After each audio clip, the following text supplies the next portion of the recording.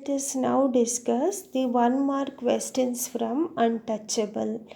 When was Untouchable published? Answer: in the year 1935. Next question: where was the outcast colony located? The outcast colony was a group of mud-walled houses located between the town and the cantonment. Who lived in the outcast colony? The scavengers, leather workers, washermen, barbers, grass cutters, and other outcasts from the Hindu society lived in the outcast colony. Who wrote Preface to Untouchable? Answer: E.M. Foster. Who is Baka? Baka is Laka's son. He is 18 years old. Name Laka's children. Laka's children are Baka, Raka, and Suhini. Name Baka's friends. Baka's friends are Chota, the leather worker's son, and Ramcharan, the washerman's son. Note the spelling of Ramcharan. It is Charan. Ramcharan and Chota are Baka's friends. Who gets Baka to wake up completely? ಬಾಕನನ್ನು ಪೂರ್ಣವಾಗಿ ಎಚ್ಚರಿಸಿದ್ದು ಯಾರು? Havildar Sharat Singh. Bakha does not wake up when his father Lakha calls him. Lakha ಕೂಗಿದಾಗ ಬಾಕಾ ಪೂರ್ಣವಾಗಿ ಎಚ್ಚರಗೊಳ್ಳಲ್ಲ, ಅವನಿನ್ನೂ ಅಲ್ಲೇ ಮಲಗಿರ್ತಾನೆ.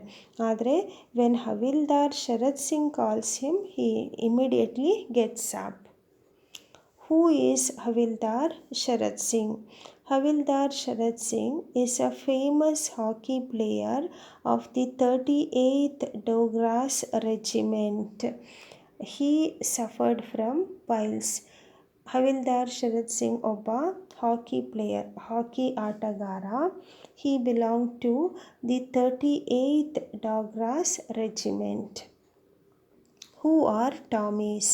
Tommies ಅಂತ ಯಾರನ್ನು ಕರೀತಾರೆ? Tommies are private British soldiers. Why did Bakha like the Tommies? Why was he impressed by them? Because the Tommies treated them like human beings. ಇಲ್ಲಿ ಟಾಮಿಗಳು ಮಾತ್ರ ಬಾಕನಂಥ ಕೆಳಜಾತಿಯ ವ್ಯಕ್ತಿಗಳನ್ನು ಮನುಷ್ಯರನ್ನಾಗಿ ಪರಿಗಣಿಸಿದ್ರು. ಅದಕ್ಕೆ Bakha liked them, he imitated them, ಅವರನ್ನು ಅನುಕರಣೆ ಮಾಡ್ತಿದ್ದ ಬಾಕಾ.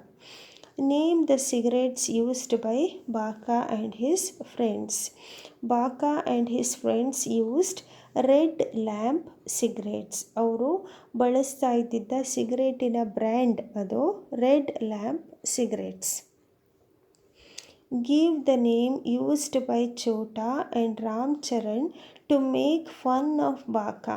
ಬಾಕಾ ಯಾವಾಗಲೂ ಕೂಡ ಈ ಟಾಮಿಗಳನ್ನು ಅನುಕರಣೆ ಮಾಡ್ತಿದ್ದ. ಅದಕ್ಕೆ ಅವನ ಸ್ನೇಹಿತರಾದ ಚೋಟಾ ಮತ್ತು ರಾಮ್ಚರನು ತಮಾಷೆಯಾಗಿ ಅವನನ್ನು ಪಿಲ್ಪಲಿ ಸಾಹೀಬ್ ಅಂತ ಕರೀತಿದ್ರು. Pilpali Sahib was a name used by Chota and Ramcharan to make fun of Baka.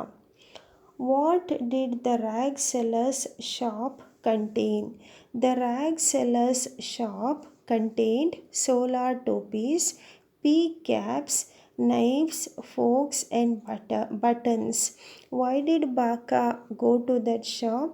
The rag seller's shop contained old clothes which were used by the Tommies. ಈ ರ್ಯಾಗ್ ಸೆಲ್ಲರ್ ಅಂಗಡಿಯಲ್ಲಿ, ಅಂದರೆ ಹಳೆ ಬಟ್ಟೆಗಳ ಮತ್ತು ಹಳೆ ವಸ್ತುಗಳ ಅಂಗಡಿಯಲ್ಲಿ ಈ ಟಾಮಿಗಳು ಬಳಸಿದಂತಹ ಹಳೆಯದಾದಂತಹ ವಸ್ತುಗಳು ಸಿಗ್ತಿದ್ವು. Bakha is attracted by the shop. ಬಾಕನ್ಗೆ ಆ ಒಂದು ಅಂಗಡಿ ಬಗ್ಗೆ ಏನೋ ಒಂದು ಆಕರ್ಷಣೆ ಇತ್ತು. Where had Baka worked on probation? Where did Baka work before the current place of work. ಈಗ ಕೆಲಸ ಮಾಡ್ತಿದ್ನಲ್ಲ ಟಾಯ್ಲೆಟ್ಸು, ಅದಕ್ಕಿಂತ ಮುಂಚೆ ಎಲ್ಲಿ ವರ್ಕ್ ಮಾಡ್ತಿದ್ದ. Bakha had worked at the barracks of the English regiment. He used to work there earlier. That is where he saw the Tommies and he was impressed by their lifestyle. Who was Laka? Laka is Baka's father. He is a Jamedar of all the sweepers and is in charge of public latrines. Baka's father is Laka. Where did Baka live? Or name the fictitious town mentioned in Untouchable. Fictitious means imaginary. ಈ ಒಂದು ಕಾಲ್ಪನಿಕ ನಗರ ಯಾವುದು? ಬುಲಂದ್ Shah. BULASHAH. ಬುಲಂದ್ Shah. BULASHAH. ಬುಲಾಶಾ. This is the name of the imaginary town. ಕಾಲ್ಪನಿಕ ಊರು ಏನಿದೆ Baka ಇರುವಂಥದ್ದು, ಆ ಊರ ಹೆಸರು Bulashah. Describe Bakha in 2 or 3 words. ಬಾಕನ ಒಂದು ವರ್ಣನೆನ ಕೊಡಿ. Bakha is strong, able bodied and a person with principles.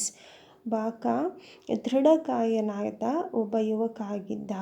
And he had certain principles. He followed certain principles. ಅವನು ಕೆಲವೊಂದು ಮೌಲ್ಯಗಳನ್ನು ಜೀವನದಲ್ಲಿ ಇಟ್ಕೊಂಡಿದ್ದ. You can also write he is 18-year-old young man.